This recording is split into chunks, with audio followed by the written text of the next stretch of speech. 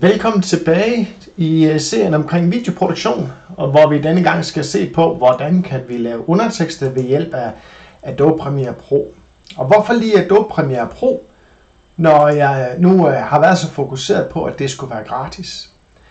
Af den simple grund, at der var nogle ting i det gratis udgave, som ikke lige virkede så sjovt, som man gerne ville have det til at virke. Og så var det, at man fra lang diskussion, nogle forskellige Google-søgninger og andet sjovt, fandt frem til, at Adobe Premiere Pro i beta-udgaven havde mulighed for at lave danske undertekster.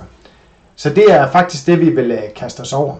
Den måde, vi får fat i det på, det er, at man skal selvfølgelig købe Adobe Premiere Pro, og så installerer man Adobe Creative Cloud Desktop, og hernede under, der har jeg den, der hedder Beta Apps, og der kan jeg så hente Adobe Premiere Pro. Jeg klikker på åbn. Den åbner her, og så kan jeg så lave et nyt projekt. Det kalder vi test 8. Og vi genererer et nyt projekt.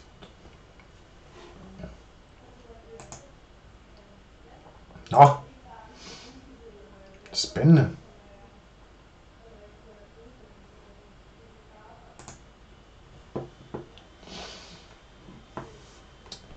Så vil vi have importeret vores video, som gerne skulle ligge nede under downloads. Den var der. C# intro. Den importerer vi lige. Og så begynder den faktisk selv at lave transkriberingen. Og det tager jo lige den tid, det nu engang skal tage. Men som I kan se, så er den faktisk pænt hurtig i forhold til, at det er en video på 47 minutter. Så vi giver den bare det øjeblik, der skal til. Og kommer du ikke lige herind automatisk, for det gjorde jeg heller ikke selv til at starte med, så er det heroppe, vi skal finde den. I den der menu deroppe, og så Captions and Graphics. Man kan også bruge den, der hedder Text-Based Editing. Det kommer jeg tilbage til lige om lidt. Men vi venter på, at den får transkriberet videoen her, og så kommer vi lige tilbage.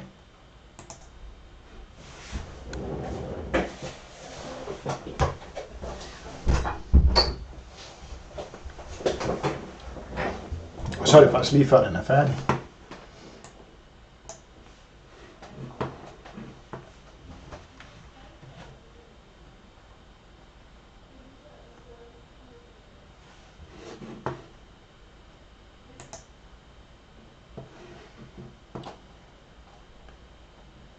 Som vi så kan se, så har den rent faktisk fået transkriberet det hele. Og da det er en ret lang video, jamen, så kan vi også se, at der er temmelig meget herovre. Og det skal man jo selvfølgelig lige løbe igennem. Det, der kan være en fordel, det er, når man dobbeltklikker på det, det er jo, at vi kan lave nogle tvungne linjeskift herovre.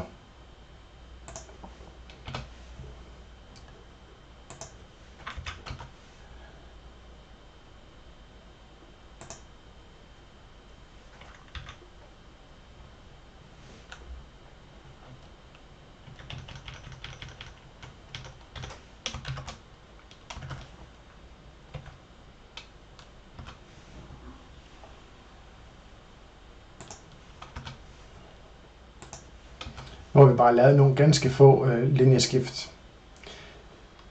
Men sådan kan man lige løbe teksten igennem for at få det til at være fornuftigt.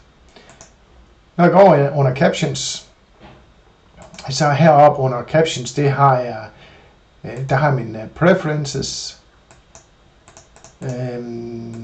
Når man går herind, så spørger den faktisk, hvad det er for nogle settings, man vil have, og hvilket sprog det blandt andet er. Jeg kan ikke se, hvorfor jeg ikke kan finde den her længere. Men herinde kan jeg for eksempel vælge, at mit stavekontrol det skal være dansk. Og jeg tænker, at jeg nok har mine preferences på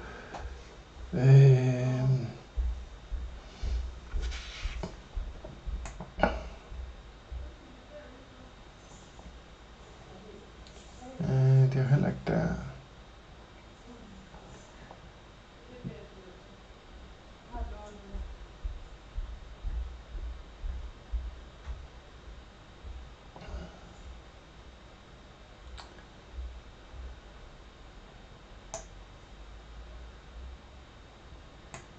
Måske er det hernede. Det var det ikke.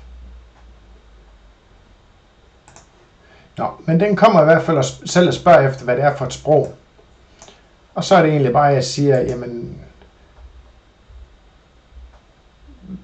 hvad er det for et format, jeg vil have det i? Hvilken style er det? Og det er så ikke aktuelt her, for jeg skal have det eksporteret for at få det over i YouTube. Så er der en minimumslængde på hver del, altså min hver undertekst i sekunder. Den har jeg fundet ud af, at den skal jeg altså have sat lidt længere ned, for at få det til at passe med min, hvis jeg taler meget, meget hurtigt en gang imellem. Der. Og hvor mange karakterer vil jeg maks have? Den kan jeg sætte lidt op. Det kræver, at man lige fintuner det lidt. Og så genererer jeg captions.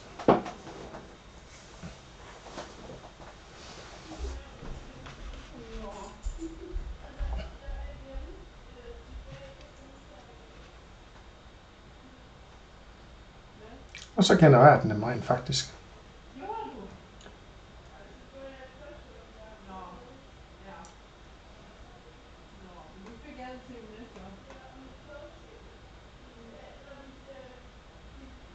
Her kan vi se, at der er nogle små ting, der lige skal rettes til. For eksempel så kunne man gøre sådan der, så det ser lidt pænere ud.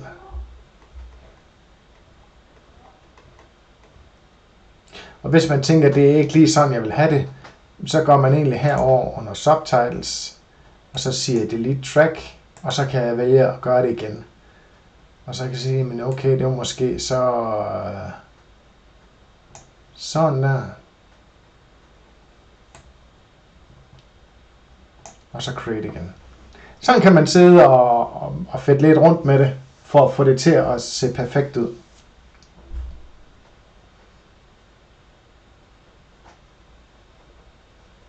Og så er det bare at vente på, at den får lavet de her undertekster.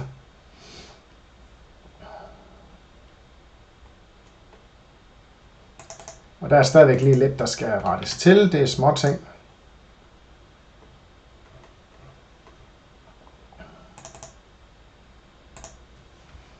Og man vil have den i 2 linjer eller i 1 linje. Ja.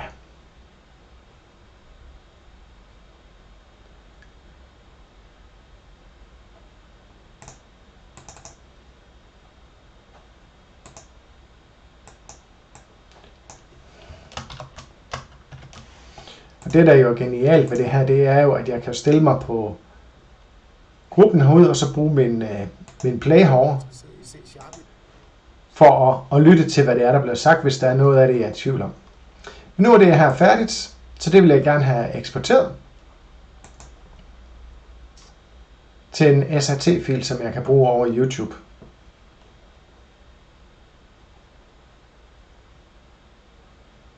Så den vælger jeg simpelthen bare at gemme. Jeg gemmer den nede under min, under dokumenter. Det er sådan set fint nok. Jeg vil give den et andet navn.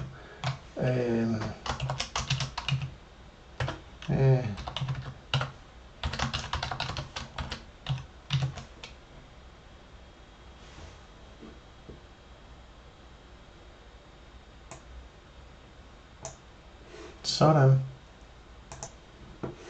Det betyder jo så også, at jeg kan tage min fil og putte ind i Google Translate, eller jeg kan uploade den direkte på YouTube, og lad os lige se, hvordan man gør det inde på YouTube. Så jeg starter med at gå ind i min YouTube Studio.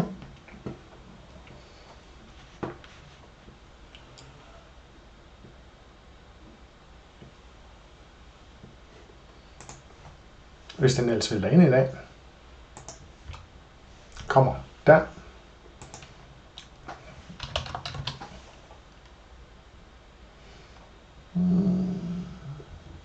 Den var her. C# intro. Rediger. Subtitles. Subtitles ads. Upload file. Continue.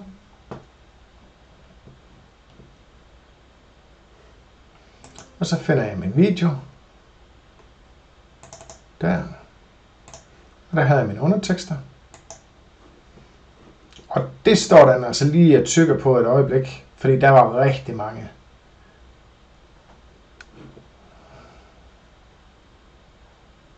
Og nu kan jeg igen så begynde at kigge lidt på, hvordan ser det ud.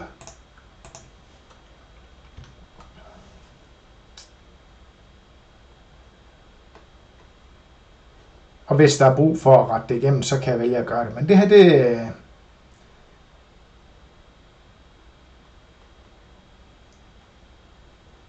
det er sådan set okay. Og så siger jeg egentlig publish.